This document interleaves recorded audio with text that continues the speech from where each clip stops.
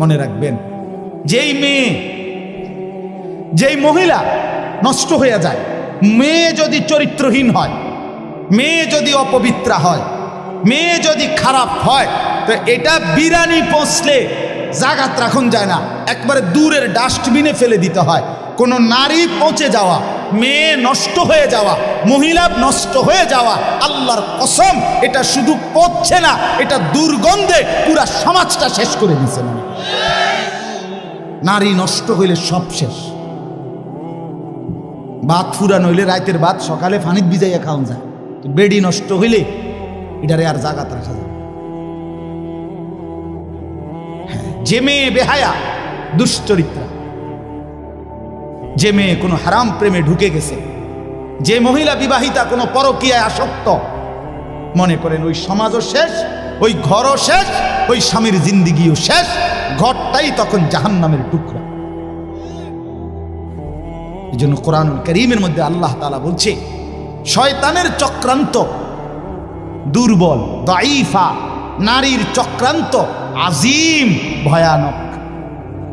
ইবলিসের চক্রান্তের চাইতে সরাসরি আল্লাহর কোরআনে আছে নারীর চক্রান্ত তার চাইতে ভয়ানক।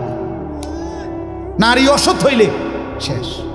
বেডি যদি সিদ্ধান্ত নেয়, এই জামাই তোরে বেড়া আমি তোর বাপের লগে, মাল লগে, দেবর ননদের লগে তুই কেমনে থাকস, আমি বেডি বাচ্চা দেখতে দেখা দিতাম না, তো মনে করেন শেষ।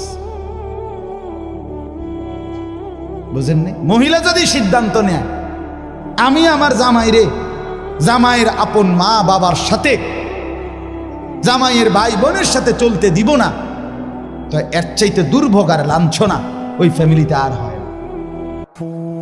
এই জন্য মাদের ইসলাহ খুব দরকার, বোনদের ইসলাহ খুব দরকার, নারীর সংশোধন খুব দরকার।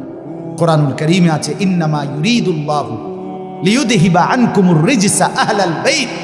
আল্লাহ বলে, নারী তোমাকে আমি বললাম, মুসলিম নারী, ওয়াকারনা ফি বুয়ুতিকুন্না, তুমি ঘরে অবস্থান করো, ওয়ালা তাবাররাজনা তাবাররুজাল জাহিলিয়াতিল উলা, তুমি বেপর্দা বাহিরে ভিন নারী, অসভ্য নারী, জাহেল মূর্খ নারীদের মতো বের হইও না।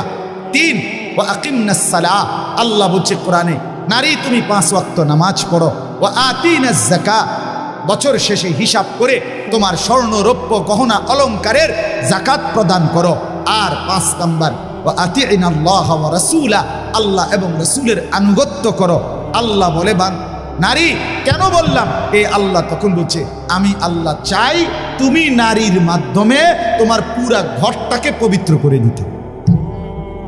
যে নারী নামাজি, যে নারী চরিত্রবান, কসম আল্লাহ সে ঘর পুরা পবিত্র হয়েছে। আল্লাহ আমাদের বোনদেরকে তৌফিক দান করেন, আল্লাহ আমাদের মাদেরকে তৌফিক দান করেন। হ্যাঁ বাপ, আপনারা যত্নবান হন। আমি প্রত্যেক